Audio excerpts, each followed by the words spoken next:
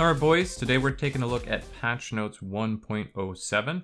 This is the biggest patch we have seen since the release of the game. There are a lot of agent changes, some huge nerfs, and some huge buffs. So let's get into it, and I'm going to give you guys my thoughts on everything. Starting with the agent updates, first off Sage, her heal.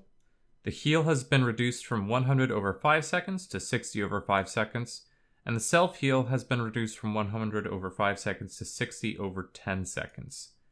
Our goal is to reduce the amount of healing done throughout the round, disincentivize Sage from self-healing, and make it more expensive to do so.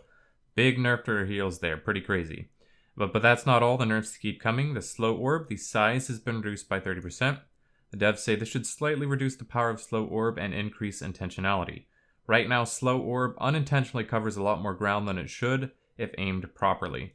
I'm actually kind of a big fan of this change because it felt like before you would often unintentionally slow areas you didn't want to, and the size of the slow orb was just massive. So I actually quite like this change. It is a bit of a nerf to Sage, but it means that players who know their lineups and know how to put the orb where they want will be getting exactly what they want, and you won't be getting extra slows that might be in areas that you didn't want the slow. And then the barrier orb, which is her wall, is also getting some changes.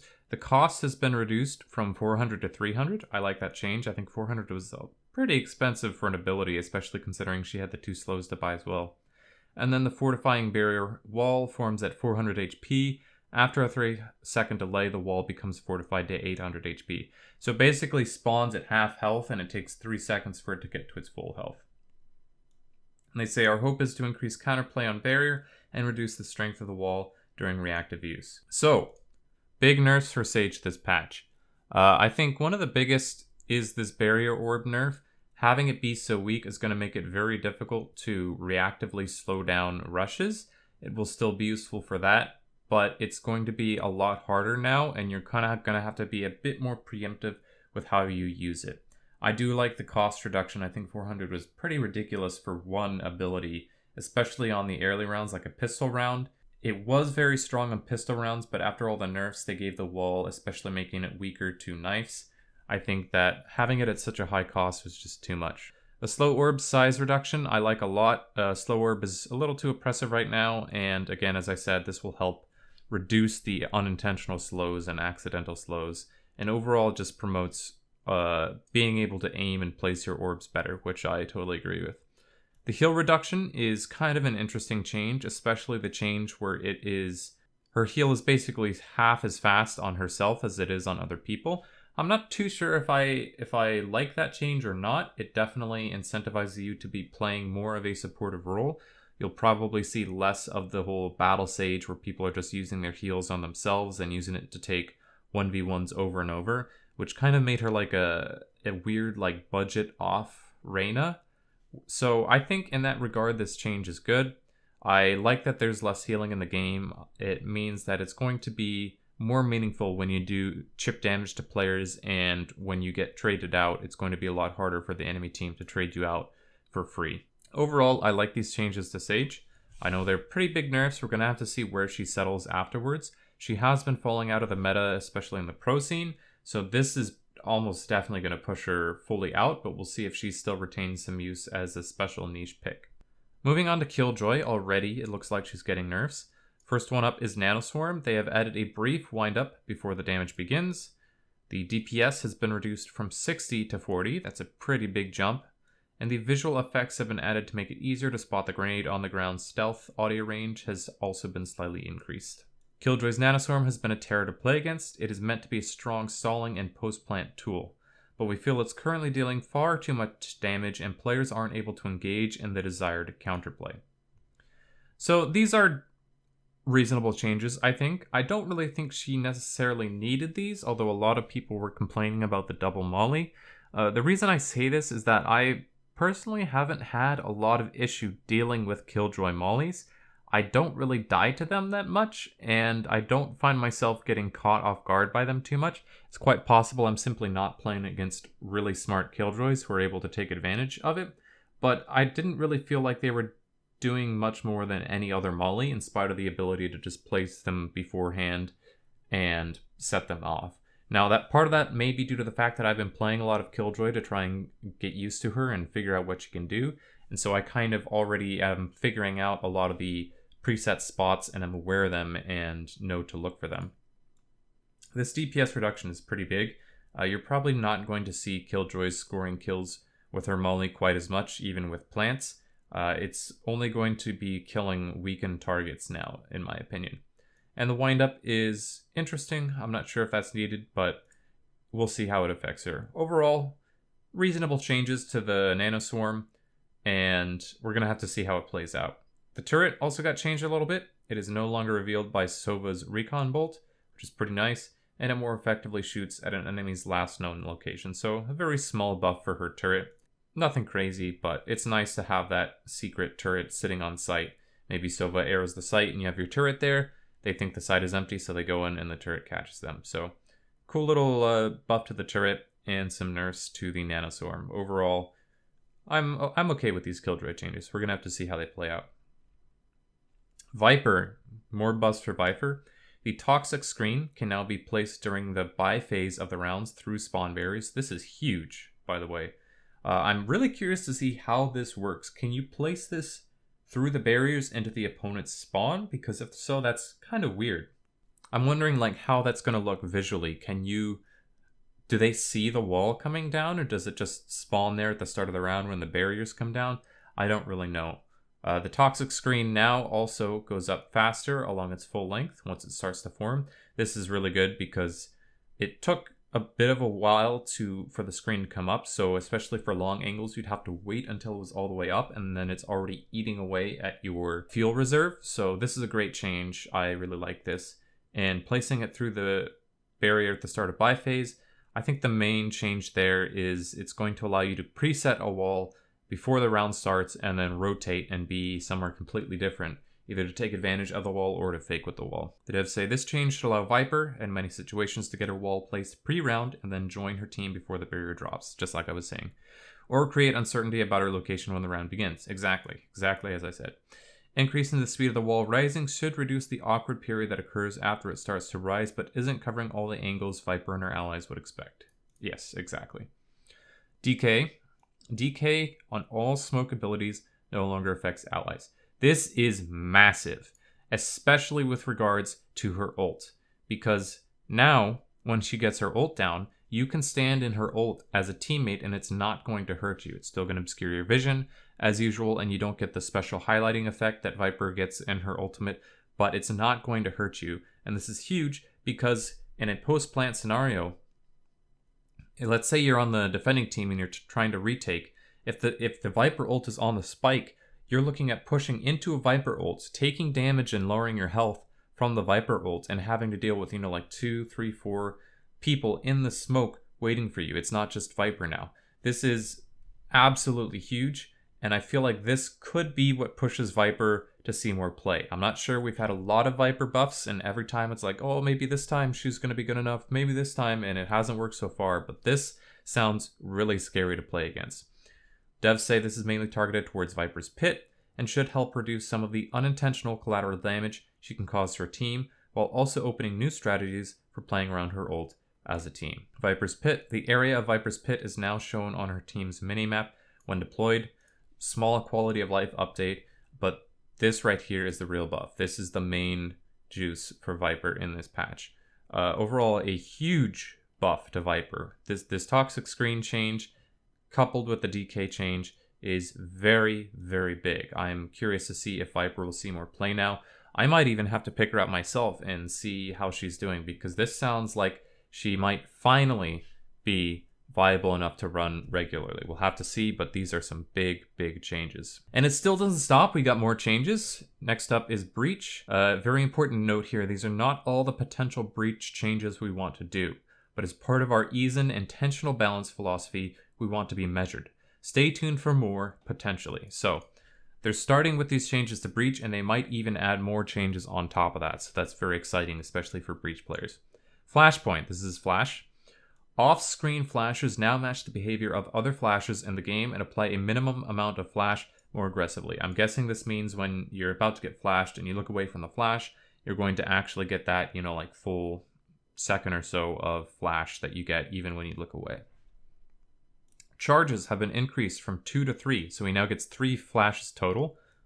And they reduced the windup time from 0.6 seconds to 0.5 seconds, so a 0.1 second faster on the flash. The main change here is he gets 3 flashes, which is pretty big. I really like that change. Breach should be a choice pick on offensive entry and breaking utility. While the flash's power was pretty good, too few charges were holding him back on being able to provide this value for his team. Considering he needs teammates to capitalize on his flashes, this should make up for that cost by simply having more of them. Overall, this change seems pretty interesting to me because you're going to be seeing a lot more flashes out of Breach, and just having that last extra flash is going to be pretty good. I see it being especially useful too for post-plant, because if you're attacking as Breach, that means you have your 2 flashes and you can get on the site and get in and get the plant down, and then you still have maybe 1 or 2 left over afterwards for counter pushing and dealing with the retake, which is pretty exciting. Rolling Thunder, the ultimate, the detonation delay between the blasts has been decreased from 0.3 to 0.255, so a very small decrease there. This is a good change, because if I'm reading it correctly, this means that his ult, each section of the ult will trigger faster after one another, just by a little bit, but it'll be a little bit faster, so the ult's going to push forward a lot more quickly, which will make it harder to escape. And then Concussion. The Concuss now descopes players and prevents rescoping. This is really big, because the main area that this is going to affect is opping. If you cannot scope with your operator, you're useless. Your operator is useless. You can't do anything with it. So now the Concussion is the anti-op tool that we have. You know, we have smokes too, but this literally prevents you from using your op pretty much if you get hit with it. And so what that means is that even if you're not hitting oppers with your Concussion Blast as Breach, you can still be forcing them to take action, because if you land this Concussion Blast where they're standing, they can either take the hit and not be able to rescope, or they either have to push the angle and try and get a pick, or they have to fall back. So this gives you some really good power to push oppers off their safe perches that they like. So overall for Breach, these are some really big buffs. I like the addition of the Flash, and this concussion change is going to be really, really big for stopping oppers. Now, I am a little curious if this change also applies to the concuss effect that you get on Cypher's tripwires when they proc all the way and explode if you don't kill them when they go off on you, because that is technically the same effect from what I understand. I'm not sure. This is specifically listed under Breach, so maybe it doesn't affect Cypher, but it is possible that that's the case. And I also believe, because Rolling Thunder has the same effect, the same concussion effect that you get from Breach's concussion. This doesn't list the I forget the name of the ability, but it's this isn't his signature, I believe. I believe this is the actual effect. So I think that means that the scope prevention would also apply to his ult as well, which is a big buff to the ult too. So overall, some huge Breach buffs, and they're potentially not done buffing him. So this might be the time to start investing into learning Breach a little bit. Last on the list for agents, we have Sova. They've updated the physics on Sova's cape, so it should wiggle outside his hitbox less frequently. This was affecting players who were trying to jiggle peek angles. It would sometimes cause the cape to flap across his body so that it showed out on the angle before he peeked. In other words, you would be seen before you actually peeked the corner, which was not very good. So that's good that they fixed that. They also polished work on Sova's first-person hands to bring them up to the fidelity bar. The rest of our agents, cool, great. Not really balance change, but this little small update to his model is good. Moving on, still not done with the patch notes, we have weapon updates. All shotguns aim punch update. When getting headshot by a shotgun, the aim punch will be lower than all the weapons. Excellent, I really like this. This made it very hard to deal with shotguns, especially up close, but even at range, they would be just chunking you bit by bit, and the aim punch would be knocking your aim all over the place, so that even though if you had a rifle, you would still sort of be at a disadvantage because they could just spam you with their easy to land shotgun shots because they just have all the pellets going out in a spread, and your aim would be getting knocked all over the place and you wouldn't be able to shoot back accurately. All shotguns tagging tuned for targets beyond 10 meters. Hitting an enemy past 10 meters will apply a different tagging value to them instead of the standard tagging, and tagging is when you get slowed when you get shot. New tagging is a 30% slow for 0.5 seconds on a smooth curve going back to normal speed. The goal of these changes is to improve the feel of playing against shotguns and to ensure that they don't end up doing odd things. For example, tagging or aim punching people from longer than expected ranges and then a teammate ends up killing someone who's debuffed, or makes it hard to fight back against a weapon that should be deadly up close but fairly non-threatening outside its effective range. I agree 100% with all these changes. This is very, very good stuff, and that is exactly right. The shotguns, even at mid to long ranges, could be really annoying because they could slow you and aim punch you, and then somebody else on the enemy team could just come in with a rifle and clean you up. That's not all though. Each shotgun is getting individual nerfs. The shorty, first fall off range reduced from 9 meters to 7 meters, so you'll start to see damage fall off at 7 meters instead of 9 meters now. Updated headshot multiplier from 3x to 2x, now the same as the Judge and the Bucky, so your headshot multiplier only doubles your damage. Our goal here is to make shorty users work a little harder for the kills they get by requiring them to be a tad closer to their target. Overall, good changes. The shorty is really annoying to deal with, especially in the hands of somebody like Jet or Raze. We got a Judge nerf, thankfully. The price has been increased by 100 from 1500 to 1600. And they say the desire here is to see if giving the Judge a little hit paired with the other shotgun changes moves the needle when playing against this gun. We'll continue to monitor and make other changes if necessary. I'm very happy to see a Judge nerf. I think it was a little overtuned. Upping the price and then these global shotgun nerfs should hopefully bring it a little bit more in line without absolutely deleting it. And we got a Vandal buff. So they have increased the firing rate from 9.25 to 9.75. They've also increased the damage from 39 to 40. The goal is to bring the Vandal closer in competition with the Phantom. We believe these weapons aren't that far off in competition and hope these changes will do that. I like the sound of this firing rate change. I've seen a little bit of the fire rate changes and it looks pretty noticeable to me. I'm not sure if this will also affect the recoil. It'll probably make it kick a little bit harder because of the fire rate, but we're going to have to see. I'm going to have to go and look at the damage breakpoints and see how much this 39 to 40 damage changes. I can't really say off the top of my head right now, especially because the Vandal already one-shots to the head anyways, so I'm guessing this is a change to the body shot TTK. Overall, I like the look of these Vandal buffs. I don't think that this is going to make me prefer the Vandal over the Phantom, but we're going to have to see, and it should definitely feel a lot stronger now. There is also a hit impacts visual effects update. There is a lot here and it's pretty technical, so I'm not going to cover it in detail. You can pause and read this all in its entirety if you want, but the long and short of it is that we should be seeing much more clear visual effects with hit reg, and it should be more clear when we're actually hitting the target and when we are not hitting shots on the target, and there should be less of a desync between client-side visual effects and what actually happens with the server. There is a remake match. When a match begins with a 4v5 or more lopsided teams, players will now have the option to end the game they're in and queue for a new one. I love this. If any player is disconnected at the start of the match, beginning of the buy phase, through the entire first round, a remake call may be triggered at the start of the second round by typing remake in chat. All connected players on the team that call the remake may vote to remake the game. It's required that all connected players agree to remake the game. Interesting that the enemy team does not get to vote, but I guess that makes sense because they would always vote against it so they can have their free 4v5. The remake vote will last for the duration of the buy phase. If the vote is not passed by the end of the buy phase, it will expire. If the vote is successfully passed and the game is remade, all players who voted do not receive any XP or MMR adjustments for the match. The match will also not show up in match history. All disconnected players not part of the vote will take a full MMR loss for the game and receive a lever penalty equivalent to disconnecting from a full match. The only thing here that stands out to me is the match not showing up in match history. I'm not too sure about that because it makes it harder for us to report the lever. Maybe they don't really care about reporting the lever if it's that early, but it's a little thing that maybe they should have that option there. The act ranked visuals have been updated to better differentiate wins at different rank tiers. Cool.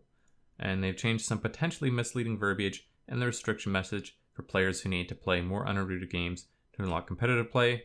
This is to better reflect that Deathmatch and Spike Rush do not count towards unlocking competitive. So the main big thing is this remake feature. I'm really happy to see that. This should stop putting people in unfair 4v5s or 3v5s or whatever from the very start of the match. Finally, we have some quality of life changes and bug fixes. Again, I'm not going to cover these, but you can pause and read them if you want. So overall, some very interesting changes. We have big Sage nerfs. We have some Killjoy nerfs, mainly to the Molly, and we have some huge buffs to Viper and Breach. I think this is a very interesting patch. I like these changes, I like the direction we're going, and I'm hoping that these Breach and Viper changes make them a little bit more viable to play, although I am honestly really scared of having to deal with this new Viper ult, so we're going to see how it works. I like the direction they're going with these changes. Even with these big buffs to the characters, they're still not changing too much. It's not too sweeping. They're iterating instead of changing everything all at once, so that is very good to see. Let me know what you guys think of these patch notes down in the comments. Let me know if you're going to be playing the new Breach or Viper a lot. I certainly will. I'm probably going to try out the new Viper. And I'll see you guys in the next one.